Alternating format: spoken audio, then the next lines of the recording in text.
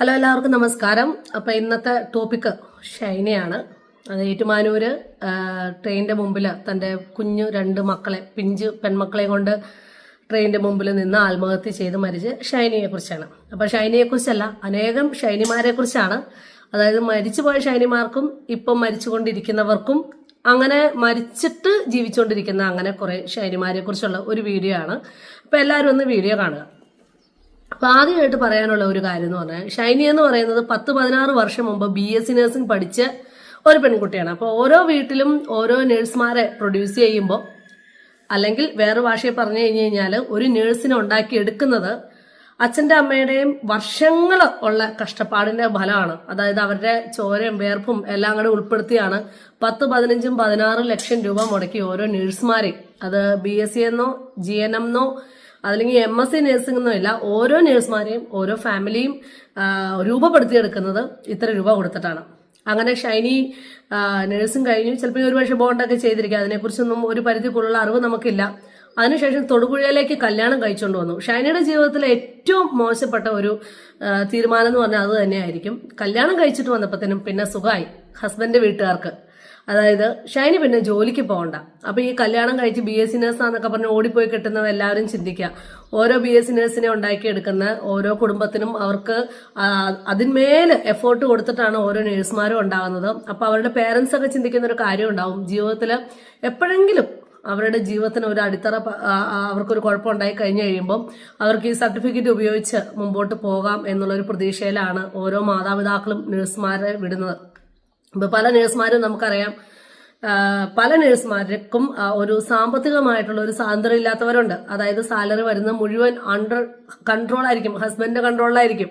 അതായത് അവർ 1 രൂപ അതിൽ നിന്ന് അനക്കാൻ പറ്റത്തില്ല. അങ്ങനെയുള്ള ഭർത്താക്കന്മാരുണ്ട്. ഇനി വേറെ ചില കാറ്റഗറിയിലേക്ക് വന്നു കഴിഞ്ഞാൽ ഓക്കെ, അടി ഉണ്ടാക്കി വീട്ടിൽ കാശ് കൊടുക്കുന്ന നഴ്സുമാരുണ്ട്. നഴ്സുമാർ അല്ലെങ്കിൽ കല്യാണം കഴിഞ്ഞു പോയ സ്ത്രീകൾ. ചില നഴ്സുമാരാണെങ്കിൽ കുറച്ച് കാശൊക്കെ അടിച്ചു മാറ്റി വെച്ച് കൊടുക്കും. ഇനിയിപ്പം ഭാഗ്യം ചെയ്ത ചില പെണ്ണുങ്ങൾക്ക് നിന്റെ വീട്ടിൽ എത്ര രൂപ കൊടുക്കണമെന്ന് തീരുമാനിക്കുന്ന ഞാനല്ലെന്ന് പറയുന്ന ഭർത്താക്കന്മാരുണ്ട്. അതൊക്കെ വളരെ ചുരുക്കമാണ്. അപ്പൊ അങ്ങനെയുള്ള ഭർത്താക്കന്മാരും ഉണ്ട്. അപ്പൊ നമുക്ക് ഇനിയിപ്പോ ടോപ്പിക്ക് മാറിപ്പോണ്ട, ഷൈനിയുടെ കാര്യത്തിലേക്ക് വരാം. അപ്പൊ ഷൈനിയെ സംബന്ധിച്ചിട്ട് പിറ്റേ ദിവസം തൊട്ട് അവർക്ക് ഈ പ്രൊഫഷണൽ ആയിട്ടുള്ള ഒരു വീട്ടിലെ ജോലികളൊക്കെ ചെയ്യാൻ പറ്റിയ ഒരാളെ കിട്ടി. അപ്പൊ ഷൈനി പിന്നെ പഠനത്തെക്കുറിച്ചൊക്കെ മാറ്റി പ്രൊഫഷണൽ ആ ഒരു സ്വപ്നങ്ങളും അതിനെക്കുറിച്ചുള്ള പ്രതീക്ഷകളൊക്കെ തകർന്ന് 10-12 വർഷം ഇയാളുടെ വീട്ടിൽ ജോലി ചെയ്യാന്ന് വേണമെങ്കിൽ പറയാം. കാരണം ആ വീട്ടിലത്തെ അപ്പനും അമ്മേനെ നോക്കി എല്ലാം ചെയ്യുന്ന ഒരു ജോലിയാണല്ലോ, തീർച്ചയായിട്ടും അതെ. അപ്പൊ ജോലിയൊക്കെ ചെയ്ത് മക്കളെയൊക്കെ 3 മക്കളെ പ്രസവിച്ച് വളർത്തി.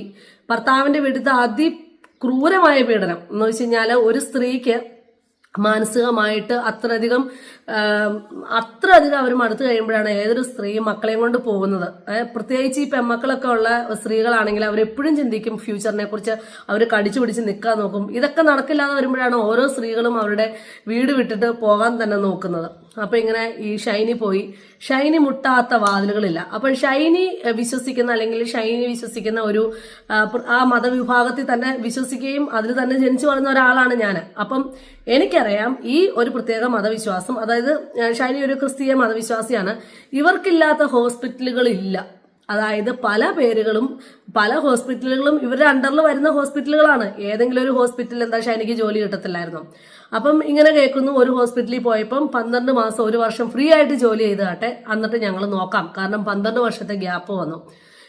ഒരു പേഷ്യന്റ് ഒരു പാമ്പർ മാറ്റാനും ഒരു മെഡിസിൻ കൊടുക്കാനും 1 വർഷം ഫ്രീ ആയിട്ട് അവിടെ നിന്ന് ഒരു ഹോസ്പിറ്റലും ചെയ്തു കൊടുത്തിട്ട് പണി പഠിക്കേണ്ട ആവശ്യമൊന്നുമില്ല. 1-2 ആഴ്ച നിന്ന് കഴിഞ്ഞ് കഴിഞ്ഞാൽ മറന്നുപോയതൊന്ന് റീകളക്ട് ചെയ്യാന്നേ ഉള്ളതേ ഉള്ളൂ.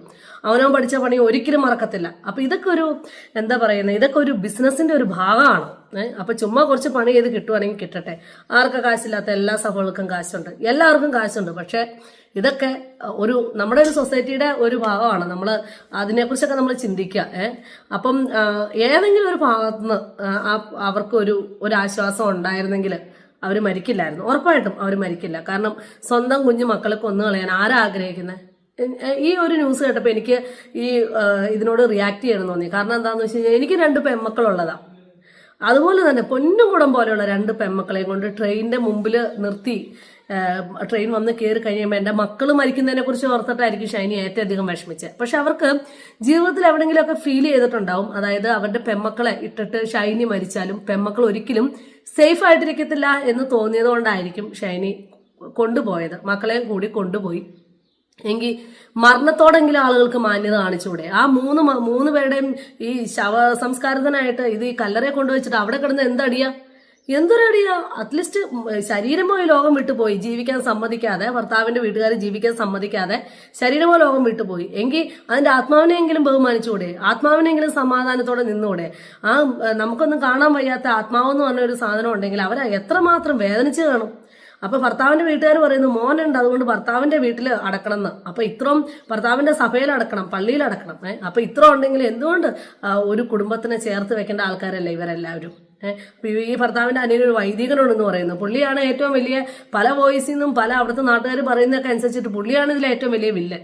പുരോഹിതനാണ്. പണ്ടൊക്കെ നമ്മുടെ നാട്ടിലൊക്കെ ആണെങ്കിൽ ഒരു കുടുംബത്തിൽ ഒരു പുരോഹിതനുണ്ടെന്ന് പറയുന്നത്, അല്ലെങ്കിൽ ഒരു കുടുംബത്തിൽ ഒരു കന്യാസ്ത്രീ ഉണ്ടെന്ന് പറയുന്നത് അത് വലിയൊരു അഭിമാനപൂർവ്വം പറഞ്ഞുകൊണ്ടിരുന്ന. പക്ഷെ ഇന്നത്തെ ഒരു കാലത്ത് നമുക്കിത് ഇങ്ങനെയുള്ള വില്ലന്മാരൊക്കെ ഉള്ളപ്പോൾ നമുക്കത് അതിനുള്ള അഭിമാനത്തിന് കോട്ടം സംഭവിച്ചുകൊണ്ടിരിക്കുകയാണ്. ഇവരൊക്കെയാണോ ഈ ഇടയലേഖനം വായിച്ച് ഈ കുർബാന തുടങ്ങി പകുതിയായി കഴിയുമ്പോഴത്തേനും നിങ്ങൾ വിശ്വാസികൾ നിങ്ങൾ ഇങ്ങനെ ജീവിക്കണം എന്ന് പറഞ്ഞു കൊടുക്കുന്നത്? ഇത് ഒരു പുരോഹിതൻ എന്ന് പറഞ്ഞു കഴിഞ്ഞാല് സർവശക്തനായ യേശു ക്രിസ്തുവിന്റെ പ്രതിപുരുഷനാണ് പുരോഹിതൻ. അപ്പൊ പുതിയ നിയമത്തിലേക്ക് വായിച്ചു കഴിയുമ്പോൾ നമുക്കറിയാം അനുകമ്പ, കരുണ, ദാനധർമ്മം ഇതൊക്കെയാണ് ദൈവത്തിങ്കിലേക്ക് അടുക്കാനുള്ള ഏറ്റവും വലിയ മാർഗം. അപ്പൊ ഇതൊന്നും ഫോളോ ചെയ്യാതെ ഇങ്ങനെ നടക്കുന്നവരെയൊന്നും നമ്മൾ അങ്ങനെ വിളിക്കരുത്. അത് അവരെ വിളിക്കാൻ അർഹരല്ല. അങ്ങനെ തുറന്ന വാതിലുകളെല്ലാം അടച്ച്, ഇപ്പൊ ഞാൻ എന്റെ വീഡിയോ കഴിയുമ്പോൾ ഞാനൊരു വോയിസ് ക്ലിപ്പ് ഇടാം. അതായത് ഈ ഏഷ്യൻ ഹാർട്ട് ഹോസ്പിറ്റൽ എന്ന് പറഞ്ഞ ഹോസ്പിറ്റലുണ്ട് മുംബൈയിൽ. അപ്പൊ ആ ഹോസ്പിറ്റലിൽ ഒരു വേക്കൻസി ഉണ്ടാവുമോ എന്ന് അന്വേഷിച്ച് എല്ലാ വാതിലും അടഞ്ഞപ്പോഴായിരിക്കും അങ്ങോട്ടൊക്കെ മുട്ടി തുറക്കുന്നത്. അപ്പൊ പിള്ളേരെയൊക്കെ ഹോസ്റ്റലിൽ ഇട്ടിട്ട് എങ്ങനെയെങ്കിലും അവിടെ പോയി ജോലി ചെയ്യാന്ന് അവർ പറയുന്ന ഒരു വീഡിയോ ക്ലിപ്പ്, ഒരു വോയിസ് ക്ലിപ്പ് ഉണ്ട്.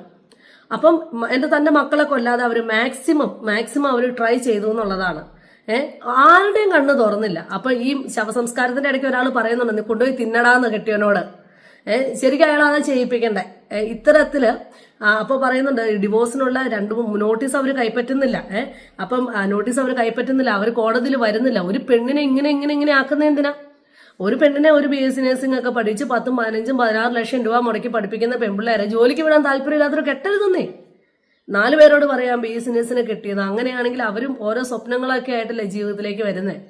അപ്പൊ ഇത്തരത്തിലുള്ള ഷൈനിമാർ ഒരുപാട് പേര് നമ്മുടെ നാട്ടിൽ ഉണ്ട്. നമ്മൾ പലരോട് സംസാരിക്കുമ്പോൾ നമുക്ക് മനസ്സിലാവും പേരൻസിന് 1 രൂപ പോലും കൊടുക്കാൻ സമ്മതിക്കത്തില്ല. ചിലരുടെ ഭർത്താക്കന്മാർ 1 രൂപ കൊടുക്കാൻ സമ്മതിക്കത്തില്ല. 1 രൂപ അക്കൗണ്ടിൽ നിന്ന് അങ്ങോട്ടും ഇങ്ങോട്ടും ട്രാൻസ്ഫർ ആയി കഴിഞ്ഞാൽ എന്താ പറയുന്ന ഈ മെസ്സേജിലേക്ക് നോക്കിയിരിക്കുന്ന ഭർത്താക്കന്മാരുണ്ട്. അങ്ങനെയുള്ള ഒരുപാട് പേരുണ്ട് നമ്മുടെ സമൂഹത്ത്. പലരും തുറന്നു പറയത്തില്ല. കാരണം കുടുംബമായല്ലോ, മക്കളായല്ലോ, മുമ്പോട്ട് പോകണമല്ലോ എന്നുള്ള ചിന്താഗതിയിൽ. ഇനി ചിലരുണ്ട് ചെന്ന് കഴിയുമ്പോൾ തന്നെ ഇനി മോള് ജോലിക്കൊന്നും പോകണ്ട കേട്ടോ, അങ്ങനെയുള്ള വരുമാനമൊക്കെ നമുക്കുണ്ട്. അപ്പൊ അങ്ങനെയുള്ള മാതാപിതാക്കള്, അങ്ങനെ ഈ ആൺകുട്ടികളുടെ മാതാപിതാക്കൾക്ക് അങ്ങനെ ചിന്തയുണ്ടെങ്കിൽ അങ്ങനെയുള്ളവരെ കല്യാണം കഴിക്കണം. എന്തിനു ചുമ്മാ എവിടെയെങ്കിലുമൊക്കെ വളർത്തി കഷ്ടപ്പെട്ട് കൊണ്ടുവന്നേക്കുന്ന പെൺകുട്ടികളുടെ ജീവിതം എന്തിനു കളയുക ഇവര്? അതാണ് ചിന്തിക്കാത്തത്. ഏതൊരു അമ്മയും സ്വന്തം മക്കളെ, അപ്പൊ ആ ഷൈനി കുഞ്ഞു മക്കളെയും കൊണ്ട് പോയപ്പോൾ ഷൈനിക്ക് ഉറപ്പാണ് അവർ ഈ ലോകത്ത് സേഫ് അല്ല എന്നുള്ളൊരു കാര്യം. അല്ലെങ്കിൽ എന്തിനാ ഷൈനിയുടെ മകനെ മാത്രം ഭർത്താവിന്റെ വീട്ടിൽ നിർത്തിയിട്ട് 2 പെൺമക്കളെയും കൊണ്ട് പോകണമെങ്കിൽ അതിന്റെ പുറകിലുള്ള കാര്യങ്ങളൊക്കെ നമ്മൾ അന്വേഷിക്കണം. അപ്പൊ 2 പെൺമക്കൾ എന്റെ കൂടെ അല്ലെങ്കിൽ സേഫ് അല്ല എന്നുള്ള ഒരു ചിന്താഗതി പുള്ളിക്കാരിക്ക് എവിടെ നിന്നോ കിട്ടിയിട്ടുണ്ട്. അതുകൊണ്ട് തന്നെയാണ് അത് കഴിഞ്ഞിട്ട് കേട്ടേക്കുന്ന ഈ ഒരു മനുഷ്യനിങ്ങനെ മരണത്തിലേക്ക്, ഷൈനി ഒരിക്കലും പോയി മരിച്ചതല്ലെന്നേ, അവരെ മരണത്തിലേക്ക് ആ സ്റ്റേജിൽ എത്തിക്കുകയാണ് ചെയ്തത്. ഈ മകന് ഈ ഷൈനിക്കെതിരായിട്ടൊരു കേസ് കൊടുക്കുന്നു. അപ്പം എനിക്കറിയത്തില്ല, 10ാം ക്ലാസ്സിൽ പഠിക്കുന്ന ഒരു കുട്ടിയെന്ന് പറഞ്ഞു കഴിഞ്ഞാൽ നന്മയും തിന്മയും തിരിച്ചറിയാൻ പ്രായമുള്ള കുട്ടി തന്നെയാണ്. അത് ഈ ഇടയ്ക്കാണ് കേസ്, ഇപ്പൊ ഈ പ്രായത്തിലാണ് കേസ് കൊടുത്തെങ്കിലാട്ടോ ഞാൻ പറയുന്നത്. നമുക്കത് എന്നാന്നൊന്നും അറിയത്തില്ല, എങ്കിലും അത് അങ്ങനെ അറിയുന്നു. അപ്പം ഇതെല്ലാം കേട്ട് ജീവിതം അവസാനിപ്പിച്ച് കളഞ്ഞു, തീർന്നു. പിന്നെ ഈ കല്ലറയ്ക്ക് വേണ്ടി തല്ലുകൂടുന്ന എന്തിനാ? അതാ മനസ്സിലാവാത്ത. ഇവിടെ തന്നെ അടക്കണമെന്ന് വാശി പിടിക്കുന്ന എന്തിനാന്നേ? ഈ ഭർത്താവിന്റെ വീട്ടുകാർക്ക് വേണമെങ്കിൽ പിന്നെ ഉപേക്ഷിച്ചേക്കണം. അല്ല, നമ്മുടെ സൊസൈറ്റിയിൽ നടക്കുന്ന പല കാര്യങ്ങളാണ് ഇതൊക്കെ. നമുക്ക് ചില കാര്യങ്ങളൊക്കെ കേൾക്കുമ്പോൾ നമുക്ക് അതിനെക്കുറിച്ച് സംസാരിക്കാനും റിയാക്ട് ചെയ്യാനൊക്കെ തോന്നും. അപ്പൊ അങ്ങനെയുള്ള കാര്യങ്ങൾ വളരെ കഷ്ടമുണ്ട് നമുക്ക് ഇങ്ങനെയുള്ള കാര്യങ്ങൾ കേൾക്കുമ്പോൾ. പിന്നെ എനിക്ക് മനസ്സിലാവാത്ത വേറൊരു കാര്യം എന്ന് പറഞ്ഞാൽ ഈ ഷൈനിയുടെ വീട്ടിലേക്ക് പോയി ഷൈനി വീട്ടിലേക്ക് പോയി. അവരുടെ ഷൈനിയുടെ വീട്ടിലായിരുന്നു നിന്നെ. അപ്പൊ ഇത്തരത്തില് എന്താ പറയുന്നത്, ഈ ഷൈനിയുടെ ഇടവകക്കാർക്കോ അവർക്കൊന്നും അറിയത്തില്ലേ ഇത്ര അധികം ബുദ്ധിമുട്ടുള്ള ഒരു കുടുംബത്തില് അല്ലെങ്കിൽ ഒരു കുടുംബം നമ്മുടെ ഇടവകയിൽ ഉണ്ടെന്നുള്ളൊരു കാര്യം അതെന്താ അറിയാതെ പോകുന്നത്? അപ്പൊ നമുക്ക് അവിടുത്തെ വൈദികരെ പറയാനൊക്കത്തില്ല. കാരണം ഒരു ഇടവകയില് 10, 900 അല്ലെങ്കിൽ 1000 കുടുംബങ്ങൾ ഉണ്ടാവുമായിരിക്കും. പക്ഷെ ഈ എല്ലാ ഇടവകകളിലും ഓരോ കുടുംബ യൂണിറ്റ് ഉണ്ടല്ലോ. ഒരു 10,000 കുടുംബ യൂണിറ്റ് ഉണ്ട്. സെന്റ് ആന്റണി, സെന്റ് മേരി, കുറെ അങ്ങനെ സെന്റ് കൂട്ടിയുള്ള കുറെ ഈ കുടുംബ യൂണിറ്റുകളുണ്ട്. ഇവരുടെയൊക്കെ കുടുംബ പ്രാർത്ഥനകൾ നടക്കുന്നുണ്ട്. ആഴ്ച കുടുംബ പ്രാർത്ഥനകൾ നടക്കുന്നുണ്ട്. അപ്പൊ അവിടെ പോയിട്ട് നമ്മൾ എന്താ പാട്ടും പാടി പ്രാർത്ഥിച്ച് ചായ കുടിച്ചിട്ടാണോ വരുന്നത്? ഇങ്ങനെ ഒരു കുടുംബം ഉണ്ടെങ്കിൽ അങ്ങനെയുള്ള കുടുംബത്തിനെ ഐഡന്റിഫൈ ചെയ്ത് അവർക്ക് ആവശ്യമുള്ള നമുക്ക് എത്ര ഹോസ്പിറ്റലുണ്ട് ഈ കത്തോലിക്ക സഭയ്ക്ക്, എത്രയോ ഹോസ്പിറ്റലുകളുണ്ട്. ഏതെങ്കിലും ഒരു ഹോസ്പിറ്റല് ഒരു പുരോഹിതം പറയുക അല്ലെങ്കിൽ അതുമായിട്ട് ബന്ധപ്പെട്ട ആരെങ്കിലും പറഞ്ഞു കഴിഞ്ഞാൽ ഒരു ജോലി കിട്ടത്തില്ലയോ? അപ്പൊ ഇത് കുറെ പേര് കൂടി ആ ഒരു സ്ത്രീ അങ്ങനെ ആക്കി കളഞ്ഞു.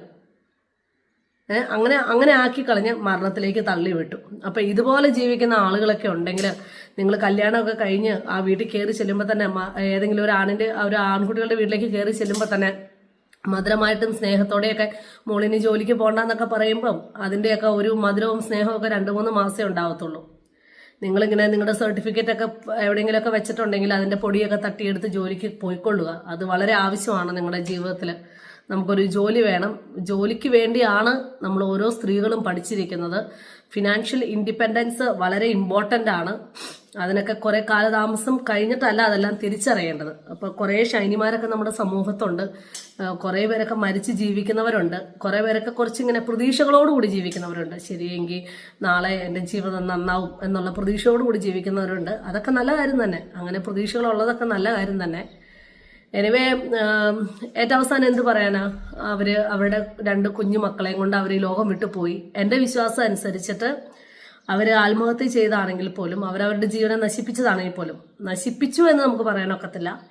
അങ്ങനെ അവരുടെ ജീവനെ അവരിൽ നിന്ന് എടുത്തു കളയേണ്ട ഒരു സാഹചര്യം കുറേ ആളുകൾ ചേർന്ന് ഉണ്ടാക്കി എന്ന് നമുക്ക് പറയാം. 100-ൽ 99.8% അവരുടെ ആത്മാവിന് നീതി കിട്ടാൻ പോകുന്നില്ല എന്നാണ് എൻ്റെ വ്യക്തിപരമായിട്ടുള്ള ഒരു കാര്യം, ഒരു ചിന്ത. അപ്പം അവർക്ക് സ്വർഗത്തിൽ സ്ഥാനം ലഭിക്കട്ടെ, സ്വർഗത്തിൽ ദൈവത്തിൻ്റെ അടുത്ത് അവർക്ക് സ്ഥാനം ലഭിക്കട്ടെ. ഇനി നമുക്ക് ഇങ്ങനെയുള്ള ഷൈനിമാരുണ്ടാകാതിരിക്കട്ടെ. അത് മതപരമായിട്ട് ആർക്കെങ്കിലും കണ്ടുപിടിക്കാൻ കഴിയുമെങ്കിൽ അങ്ങനെ കണ്ടുപിടിച്ച് ഓരോ പെണ്ണിനും സപ്പോർട്ട് ചെയ്യുക. നല്ല സപ്പോർട്ട് മാത്രം ചെയ്യുക. അങ്ങനെയെല്ലാം ചെയ്തു കഴിഞ്ഞു കഴിഞ്ഞാൽ നമ്മുടെ സമൂഹത്തിൽ ഇനിയെങ്കിലും ഇത്തരത്തിലുള്ള മരണം ഉണ്ടാകാതിരിക്കുകയാണെങ്കിൽ അത് വളരെ നല്ല കാര്യം. Thanks for watching my video. ഊട്ടിയിലാണോ?